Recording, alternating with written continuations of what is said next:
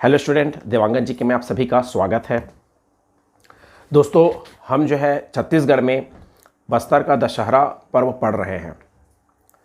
आपको मैंने बस्तर के दशहरा में जो विधान चल रहा है, मैंने लगभग 3 विधान बताया, जिसमें पहला विधान बताया बस्तर के दशहरा के अंतर्गत पाठ जात्रा पूजा विधान। ठीक, दूसरा मैंने बताया डेरी गड़ाई पूजा विधान। तीसरा मैंने बताया काछीन गादी। अगर आपको आज का जो टॉपिक हम कवर करेंगे उसको समझने से पहले, जो भी इन तीनों विधान को नहीं देखे हैं इसके पहले का, मतलब आज के जो टॉपिक की मैं जो चर्चा करूंगा और उसके पहले के जो 3 विधान हैं बस्तर के दशहरा के लिए, उसको अगर आप नहीं देखे हैं तो बिल्कुल आप क्या करिए, जाके देखिए, तो आपको बाकी का जो आगे का जो भी विधान है वो सभी क्या होंगे, अच्छे से समझ में आएंगे। तो दोस्तों, बस्तर के दशहरा में पहले हमने देखा था पाठ जात्रा पूजा विधान, दूसरा हमने देखा था डेरी गड़ाई पूजा विधान और काछीन गादी। और बस्तर की जो कहना चाहिए सिस्टमेटिक रूप से आयोजन जो होता है वो काछीन गादी से ही होता है। ठीक है, ये हमने कल के क्लास में देखा था। आज हम देखने जा रहे हैं जो तीन विधान हम लोग देख चुके हैं। आज हम देखने जा रहे हैं चौथे नंबर का विधान। तो चौथे नंबर का जो विधान है वो चौथे नंबर का विधान क्या है? कलश स्थापना पूजा विधान। ठीक है, चौथे नंबर का विधान क्या है? कलश स्थापना पूजा विधान। तो चौथे नंबर में जो कलश स्थापना पूजा विधान में होता क्या है, तो देखेंगे बस्तर की जो आराध्य देवी है माँ दंतेश्वरी, ठीक, उनके दरबार में वह और उसके आसपास जो भी मंदिर होगा उनमें नवरात्र के पहले दिन कलश स्थापना की जाती है। ठीक, बस्तर के दशहरा पर्व में जैसे ही पितर का जो पक्ष होता है समाप्त होता है, पितर का पक्ष समाप्त होने के बाद जैसे ही आश्विन पक्ष का प्रथमा को नवरात्रि शुरू होती है, मतलब कुंवार की, तो वहाँ पर भी वही रस्म जो है यहाँ पर भी शुरुआत हो जाती है कलश स्थापना पूजा विधान से। मतलब ये जो रस्म है कब शुरू होती है? तो आश्विन या कुंवार शुक्ल पक्ष के प्रथम को। मतलब ये कह सकते हैं कि जो हमारे इधर आसपास में कलश ज्योति कलश की स्थापना की जाती है या ज्योति कलश जलाया जाता है, तो सेम प्रक्रिया वहाँ पर भी उस दिन किया जाता है। ठीक है, तो जो चौथा पॉइंट है, मैं सोचता हूँ कि इधर जो हम ज्योति कलश जलाते हैं सेम वैसी कॉन्सेप्ट में उधर भी ज्योति कलश जलाया जाता है। तो जो चौथा नंबर का विधान क्या है? कलश स्थापना पूजा विधान। तो कलश स्थापना पूजा विधान में क्या होता है? बस्तर की जो आराध्य देवी है माँ दंतेश्वरी और के दरबार में और साथ ही साथ जो अन्य मंदिर हैं उसके आसपास, उन मंदिरों में नवरात्र के पहले दिन ही कलश की स्थापना की जाती है। और ये जो परंपरा है या यह कार्य जो है आश्विन शुक्ल पक्ष के प्रथमा को किया जाता है। ठीक है, तो ये सोचते हैं कि इसमें बस्तर के दशहरा में ये जो विधान है, और हमारे इधर जो छत्तीसगढ़ के मध्य अंचल, छत्तीसगढ़ के और बाकी सभी जो भारत के सभी अंचलों में ये विधान और इस विधान में कोई अंतर नहीं है। ठीक है, तो याद रखिए चौथा जो है एकदम सिंपल है। ठीक, उसके बाद फिर 5वें नंबर का है जोगी बिठाई विधान। ठीक है, हम देखिए सबसे पहले हमने क्या देखा? पाठ जात्रा पूजा विधान देखा। उसके बाद फिर हमने क्या देखा? डेरी गड़ाई देखा। उसके बाद फिर हमने देखा काछीन गादी। उसके बाद फिर चौथे नंबर पे हमने देखा कलश कलश स्थापना पूजा विधान। अब उसके बाद फिर हम 5वें नंबर पे देखने जा रहे हैं जोगी बिठाई पूजा विधान। ठीक है, दरअसल जोगी बिठाई पूजा विधान में होता क्या है, मैं आपको सबसे पहले एक छोटी सी जनश्रुति है उसको मैं बता देता हूँ, उसके बाद फिर हम इसमें चर्चा कर लेंगे। होता क्या है, बस्तर का दशहरा जब शुरू हो जाता है पुरुषोत्तम देव के द्वारा, ठीक है, तो बस्तर का दशहरा अच्छे से निर्विघ्न रूप से संपन्न होते रहता है। परंतु उसी समय आदिवासी, जब बस्तर का दशहरा चल रहा होता है, तो बस्तर का दशहरा जब चल रहा होता है तो वहाँ पर राजा के महल के सामने एक आदिवासी युवक या एक पुरुष जो है आके बैठ जाता है, मतलब उस महल के या राजमहल के सामने। ठीक है, और जब राजमहल के सामने बैठ जाता है तो उस समय वो चर्चा का विषय नहीं रहता, परंतु जैसे ही उसको हटा दिया जाता है वहाँ से, तो जब अगले सत्र से जब बस्तर का दशहरा जब शुरू होता है तो उसमें कई प्रकार की बाधाएं आना शुरू हो जाती है। ठीक है, ऐसा ये सभी जनश्रुति के अनुसार आपको जानकारी उपलब्ध करा रहा हूँ। ठीक, तो जैसे ही उसको वहाँ से हटा देते हैं तो जब अगले साल का जो दशहरा पर्व शुरू होता है, तो जो अगले साल का जो दशहरा पर्व होता है तो वहाँ पर कई प्रकार की विघ्न बाधाएं शुरू हो जाती है और कई प्रकार की बाधाएं आना शुरू हो जाती है उस दशहरा पर्व में। ठीक, तो लोग बाग जो है का ध्यान जो है उस व्यक्ति विशेष पर जाता है। कहीं ना कहीं उनको सोचते हैं कि हमने जो राजमहल के सामने जो आदिवासी युवक जो है बैठा था उसको हम क्या करना, हमको बैठे रहने देना चाहिए था, हमको उसको उठाना नहीं चाहिए था। ठीक है। तो यहाँ पर ये प्रक्रिया जब होती है तो उसी दौरान से फिर क्या होता है, ये जोगी बिठाई की रस्म जो है शुरुआत होती है। ठीक है, याद रखिएगा। और जहाँ पर वो मतलब वो जो आदिवासी युवक जो बैठा रहता है वहाँ पर की जो ज़मीन होती है तो क्या हो जाती है, धीरे धीरे धंस जा रहती है। ठीक है, तो मतलब थोड़ा सा गड्ढा बन जाया रहता है। ठीक, तो ये इस प्रक्रिया को देखते हुए ही वहाँ पर जोगी बिठाई का मतलब राजा जो है क्या करता है, उसको एक जोगी की मान्यता देता है। और साथ ही साथ जैसे ही कलश स्थापना होता है तो साथ ही साथ जोगी बिठाई की भी रस्म को किया जाता है, या जो भी उनकी पूजा आराधना है उनको भी किया जाता है। तो यही चीज़ें हैं यहाँ पर हम देखेंगे। और ये जो जोगी बिठाई जो होती है, जिस दिन कलश स्थापना होता है मंदिरों में, मतलब दंतेश्वरी देवी के मंदिरों में और साथ ही जो आसपास के मंदिरों में, उसी दिन ही ये भी जोगी बिठाई की परंपरा को क्या किया जाता है, संपन्न किया जाता है। तो जैसे होता क्या है देखिएंगे, तो बस्तर दशहरा में परंपरागत रस्मों में अगला जो चरण होता है वो जोगी बिठाई का होता है। ठीक है, उसके बाद फिर एक जनश्रुति के अनुसार पूर्व में दशहरा के अवसर पर एक आदिवासी व्यक्ति दशहरा निर्विघ्न संपन्न होने की कामना को लेकर अपनी सुविधा अनुसार राजमहल के समीप बैठ गया। किसी को कोई खबर नहीं थी, लेकिन कुछ समय बाद वह व्यक्ति आकर्षण का केंद्र बन गया। मतलब जब निर्विघ्न, मतलब इतने दिन से जो बस्तर का जो पर्व है वो अच्छे से कार्य संपन्न हो रहा था, जैसे ही वहाँ से हटाया गया उनको, यहाँ पर मैं उसको मेंशन नहीं किया हूँ कि हटाया गया करके, इसको मैं आपको बता रहा हूँ। ठीक है, याद रखिएगा। जैसे ही उनको हटाया गया तो हटाने के बाद उनको क्या, हटाने के बाद ही जो बाधाएं हैं या विघ्न हैं वो क्या होने लगी, मतलब बस्तर के दशहरे के पर्व में आने लगी। ठीक है, तो किसी को कोई खबर नहीं थी, लेकिन कुछ समय बाद वह व्यक्ति आकर्षण का केंद्र बन गया तथा कई दिनों बाद वहां की मिट्टी जो है क्या हो गई, धंस गया, और राजा ने उन्हें जोगी का फिर पद दिया। मतलब जब मिट्टी धंस गई, जब उसको हटाया गया, तब फिर वहां पर से मतलब आकर्षण का केंद्र बना और राजा जो है उनको क्या किया, जोगी का पद दिया। तब से आमाबाल के परिवार के लोग, देखिए यहाँ पर ये विशेष है, तब से आमाबाल के परिवार के जो लोग हैं वो पीढ़ी दर पीढ़ी अपने नाम के आगे जोगी जोड़ते हैं, और उन्हीं लोग जो है इस सेवा के कार्य को क्या करते हैं, आगे बढ़ा रहे हैं। मतलब जो भी आदिवासी युवक जो है जोगी के रूप में बैठता है तो वो जो है कहाँ के, कौन से परिवार से बिलोंग करते हैं, आमाबाल के परिवार से। ठीक है, ये आमाबाल परिवार का नाम होता है। ठीक है, ये वहाँ की जो पीढ़ी दर पीढ़ी अपने नाम के आगे जोगी जोड़ रहे हैं, और उन्हीं में से परिवार में से कोई एक पुरुष जो है क्या होता है, जोगी के रूप में क्या होता है, मतलब जो भी युवक है, मतलब उस हर साल कहीं ना कहीं उस युवक को, मतलब नया युवक जो है उस परिवार के क्या होते हैं, उस बस्तर के दशहरा में जोगी बिठाई के रूप में क्या होते हैं, अपनी सेवा देते हैं। ठीक है, उसके बाद फिर आगे देखेंगे हम, इसी परिवार में कोई पुरुष जो है सिरहासार भवन में जोगी बिठाई की रस्म को क्या करता है, पूरा करता है, और ये परिवार स्वयं को हलबा जाति के क्या करते हैं, बताते हैं। ठीक है, मतलब यहाँ पर जोगी जो बिठाई जो किया जाती है, मतलब जो किया जाता है उसमें हलबा जाति की जो विशेष महत्व रहता है। मतलब ये जो है अपने आप को हलबा जाति के बताते हैं। ठीक है, ये आपको ध्यान देना है। मतलब जो जोगी बैठता हो कौन सी जनजाति का रहता है, हलबा जाति का। ये थोड़ा सा एग्जाम की दृष्टि से इंपॉर्टेंट है। ठीक है, और यहाँ पर जो है जोगी एक युवक ही रहता है, आदिवासी युवक। अब जैसे यहाँ पर पढ़ने से पता चल रहा है कि हलबा जाति के रहते हैं, तो हलबा जाति के ही युवक ही रहते हैं।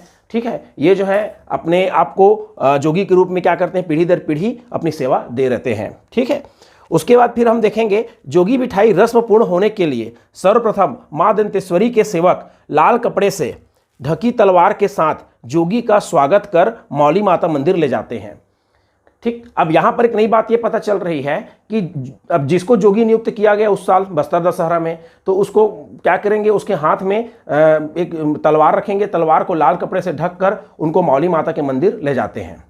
ठीक है, मौली माता के मंदिर ले जाने के बाद वहाँ पर मौली माता और उस जो भी जोगी नियुक्त किए रहते हैं, मतलब जो भी आदिवासी युवक रहता है, उसकी आरती होती है। मौली माता की आरती करने के बाद उसकी भी क्या करते हैं, आरती होती है, मतलब आरती करते हैं वहाँ के पुजारीगण जो हैं। और इसके बाद जोगी को सिरहासार भवन में ले जाकर जोगी की बिठाई की जाती है। देखिए, मैंने कल बताया था आपको सिरहासार भवन किसको बोलते हैं। सिरहासार भवन का मतलब है जहाँ पर जो भी मतलब पूजा या पुजारीगण को जहाँ पर ठहरते हैं, वहीं पर क्या बोलना चाहिए, उसी को ही कहा जाता है सिरहासार भवन। ठीक है, जहाँ पर पुजारी जो है ठहरते हैं, जो बस्तर के दशहरा में जो भी पूजा कार्य में लगे हुए रहते हैं, पूजा कार्य में लगने के बाद जहाँ पर अपने विश्राम करने के लिए जो जगह रहता है उसी को कहा जाता है सिरहासार भवन। तो मौली माता की आरती करने के बाद और जोगी की जो भी जोगी बिठाई मतलब जो भी जोगी बना रहता है उसकी भी आरती होती है। आरती होने के बाद उसको कहाँ किया जाता है, सिरहासार भवन में ले जाकर बैठाया जाता है। ठीक है, उसके बाद फिर जोगी को, अब ये जो जोगी रहता है एक प्रकार का सेवा ही है, सेवा की कहीं काम करता है। ये जो है 9 दिनों तक पानी, फल और दूध को आहार के रूप में ग्रहण करता है। मतलब 9 दिनों तक ये क्या रहता है, एक प्रकार से उपवास रहता है, ऐसा हम समझ सकते हैं। ठीक है, तो जोगी बिठाई भी अपने आप में क्या है, बहुत ही महत्वपूर्ण है। और ये जो है नवरात्रि से ही क्या होता है, मतलब नवरात्रि के जिस दिन शुरुआत होती है नवरात्रि का जो पहला दिन, उसी दिन से ही मतलब ये जो है इसकी स्थापना या जोगी बिठाई की जाती है। ठीक, तो ये 9 दिन तक पूरा क्या रहेंगे, जल, दूध और फल का ही बस क्या करेंगे, आहार के रूप में ग्रहण करेंगे। ठीक, तो जोगी बिठाई में आपको इतनी जानकारी कम से कम रखना है। और आप ये इसमें सबसे इंपॉर्टेंट कि मतलब एग्जाम की दृष्टि से अगर हम देखें तो सबसे ज़्यादा इंपॉर्टेंट ये है कि ये जोगी बिठाई जो होता है लगभग हल्बा जनजाति के लोग ही मतलब जोगी के रूप में उनका चुनाव होता है। ठीक, और इसमें होता क्या है, जोगी को एक सिरहासार भवन में बैठाया जाता है, ये आपको याद रखना है। दूसरी बात ये कि ये जो है कब से शुरू होता है, इसका विधान जो है जोगी बिठाई का, ये नवरात्रि के पहले दिन से ही शुरू होता है। ठीक, तो ये आपको बिल्कुल दिमाग में बैठाना पड़ेगा। ठीक, तो हमने पहला क्या देखा, पाठ यात्रा पूजा विधान। दूसरा हमने क्या देखा, देखा डेरी गड़ाई पूजा विधान। तीसरा हमने देखा काछिन गादी पूजा विधान या काछिन गादी। उसके बाद फिर चौथा हमने देख रहे हैं आज कलश स्थापना पूजा विधान। और उसके बाद फिर हम देख रहे हैं 5वें नंबर का जोगी बिठाई पूजा विधान। ठीक है, चलिए अब हम देखते हैं 6वीं परंपरा बस्तर दशहरा पर्व में। 6वीं परंपरा होती है बस्तर दशहरा के अंतर्गत रथ परिक्रमा। हम इससे पहले 5 परंपरा देखें या उसकी जो रस्म है ना, उसके बाद फिर हम देखने जा रहे हैं 6वीं परंपरा या उसकी रस्म बस्तर दशहरा का। तो हम देख रहे हैं अब रथ परिक्रमा। दरअसल मैं आपको बताया था जैसे रथ बनाने का कार्य कौन करता है, रथ बनाने का कार्य जो है सौरा जनजाति के लोग करते हैं। ठीक, और रथ को सजाने का कार्य कौन करते हैं, तो रथ को सजाने का जो कार्य करते हैं भथरा जनजाति के लोग करते हैं। ठीक है, ये मैंने आपको कल के क्लास में अवगत कराया था। आज वही चीज़ें, रथ बन जाता है, जैसे ही रथ बनता है तो रथ को क्या करते हैं, मतलब इस क्या बोलते हैं 6वीं परंपरा के अनुसार रथ को परिक्रमा करने के लिए उसको शुरुआत करते हैं। तो ये जो है ये परंपरा कब होता है, तो इसी को मैंने यहाँ पर लिखा है, याद रखिएगा। ये जो परंपरा जो शुरू होता है नवरात्रि का दूसरा दिन से लेके नवरात्रि के सप्तमी तक, मतलब द्वितीया से लेके सप्तमी तक। क्योंकि प्रथमा के दिन क्या होगा, प्रथमा के दिन जोगी को बिठाते हैं, जोगी बिठाने से पहले कलश की स्थापना करते हैं। ठीक है, उसके बाद फिर दूसरा दिन, जैसे ही नवरात्रि का दूसरा दिन लगता है तो उस दिन जो है रथ जो बना हुआ रहता है उसको क्या करते हैं, परिक्रमा के लिए मतलब द्वितीया से लेके सप्तमी तक जो 4 पहिए का रथ होता है उसको क्या करते हैं, परिक्रमा के लिए मतलब परिक्रमा किया जाता है। ठीक है, और उसी रथ को ही, जो 4 पहिए का जो रथ रहता है उसी को क्या कहा जाता है, फूल रथ कहा जाता है। क्योंकि उसको कई प्रकार फूलों से क्या किया जाता है, सजाया जाता है, इसलिए उसको फूल रथ नाम दिया जाता है। ठीक, और रथ परिक्रमा करने से पहले इसकी क्या की जाती है, पूजा की जाती है। कहने का मतलब ये है यहाँ पर अगर समझें तो कि जो रथ का निर्माण किया गया रहता है उस रथ को परिक्रमा करने से पहले उसकी पूजा अर्चना की जाती है और उसको फूल से सजाया जाता है, उसको फूल रथ भी कहा जाता है। ठीक है, और ये जो है परंपरा कब शुरू होती है, नवरात्रि के दूसरा दिन, मतलब आश्विन शुक्ल पक्ष के द्वितीया से लेके आश्विन शुक्ल पक्ष के सप्तमी तक ये परंपरा जो है चलती है परिक्रमा की। ठीक है, तो याद रखिएगा। ठीक, और इसी को ही फूल रथ की संज्ञा दी जाती है क्योंकि इसको बहुत सारे फूलों से सजाया जाता है। ठीक, उसके बाद फिर हम देखेंगे यहाँ पर रथ खींचने का कार्य जो है विभिन्न गांव से आए हुए मुड़िया व धुरवा जनजाति के लोग करते हैं। याद रखिएगा, ये बहुत ही इंपॉर्टेंट है। जैसे बस्तर के दशहरा, डायरेक्ट क्वेश्चन पूछ सकता है कि बस्तर के दशहरा में रथ को खींचने के कार्य जो है निम्न में से कौन सी जनजाति के द्वारा किया जाता है, तो याद रखिएगा मुड़िया व धुरवा जनजाति के द्वारा। ठीक है, रथ को कौन बनाएगा, रथ को सांवरा जनजाति के लोग, रथ को सजाएगा कौन, भथरा जनजाति के लोग, और रथ को खींचने का काम कौन कर रहा है, तो मुड़िया और धुरवा जनजाति के लोग। तो ये बहुत ही इंपॉर्टेंट है, याद रखिएगा। ठीक है, उसके बाद फिर नेक्स्ट विधान है बेल पूजा व मां दंतेश्वरी को न्योता। अब रथ बन गया, ठीक, रथ को खींचने का कार्य हो गया, रथ को परिक्रमा करने का कार्य हो गया। ठीक। अब उस रथ में मतलब उस रथ में जो भी दंतेश्वरी देवी रहेगी उसको क्या करेंगे, स्थापित करने के लिए उसके पहले क्या किया जाता है, बेल की पूजा की जाती है और माँ दंतेश्वरी को न्योता दिया जाता है। ठीक है, कैसे होता है तो देखिए, कुंवार पक्ष या आश्विन शुक्ल पक्ष के सप्तमी को ही राज परिवार एवं जो पुजारीगण होते हैं वो जो है गांव सरगीपाल पहुंचते हैं और वहां पर पूरे विधि विधान से बेल की पूजा करते हैं। ऐसा इसलिए करते हैं क्योंकि ऐसा माना जाता है कि बेल वृक्ष में कुल देवी का क्या है, निवास है। ठीक है, तो यहाँ पर बस्तर दशहरा पर्व में बेल की पूजा भी होती है, बहुत ही इंपॉर्टेंट लाइन है ये भी। ठीक है, जो सरगीपाल गांव के जो मतलब जहाँ पर बेल का जो वृक्ष रहता है वहाँ पर पहुँचते हैं जो राज परिवार के लोग और साथ ही साथ जो पुजारीगण हैं, और वहाँ जाने के बाद वहाँ पर पूरे विधि विधान से बेल की पूजा करते हैं। ठीक है, और ये मानते हैं पूजा करने के वजह यही रहता है कि उस बेल के वृक्ष में क्या है, कुल देवी का निवास है।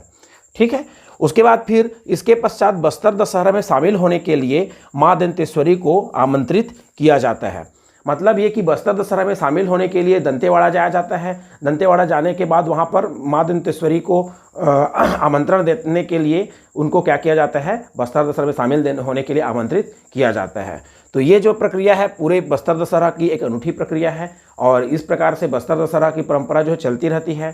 ठीक है, याद रखिएगा। तो हमने सबसे पहले क्या देखा, सबसे पहले हम पढ़े थे कल के क्लास में पाठ यात्रा पूजा विधान। ठीक, पहले नंबर पे। दूसरे नंबर पे हमने क्या पढ़ा था, दूसरे नंबर पे डेरी गड़ाई पढ़ा था। तीसरे नंबर पे हमने क्या पढ़ा था, तो तीसरे नंबर पे हमने पढ़ा था काछिन गादी पूजा विधान। ठीक, चौथे नंबर पे क्या पढ़ा, कलश स्थापना पूजा विधान। पाँचवें नंबर पे क्या पढ़ा, तो पाँचवें नंबर पे हम देखे थे कलश स्थापना के बाद जोगी बिठाई पूजा विधान। जोगी बिठाई पूजा विधान के बाद हमने देखा था छठवें नंबर पे रथ परिक्रमा।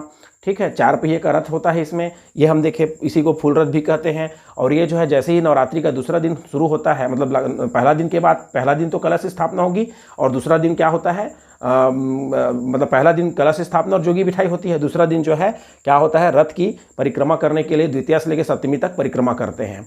ठीक है, और उसके बाद फिर हमने ये भी पढ़ा, इसमें सबसे ज़्यादा इंपॉर्टेंट कि जो रथ खींचने का जो काम करते हैं तो मुड़िया और धुरवा जनजाति के लोग करते हैं, ये इंपॉर्टेंट है इसमें। उसके बाद फिर हमने देखा 7वें नंबर पे बेल पूजा व माँ दंतेश्वरी को न्योता। तो इसमें क्या होता है, बेल की पूजा की जाती है। ठीक है, और क्या बोलना चाहिए, दंतेश्वरी देवी को आमंत्रित किया जाता है बस्तर दशहरा में शामिल होने के लिए। तो इस तरीके से आज की क्लास जो है मैं इतना ही तक ले रहा हूं, और नेक्स्ट क्लास में हम इसके आगे का जो विधान है 8वें नंबर का, 9वें नंबर का और जो आगे का जो विधान है उसको हम कल के क्लास में कवर करने की कोशिश करेंगे। तो आज की क्लास में बस इतना ही, और आई होप आपको आज की क्लास भी बहुत अच्छी लगी होगी। अगर आपको आज की क्लास अच्छी लगी हो तो अधिक से अधिक लोगों में शेयर करिए, सब्सक्राइब करिए और लाइक करिए। ठीक, thank you, all the best.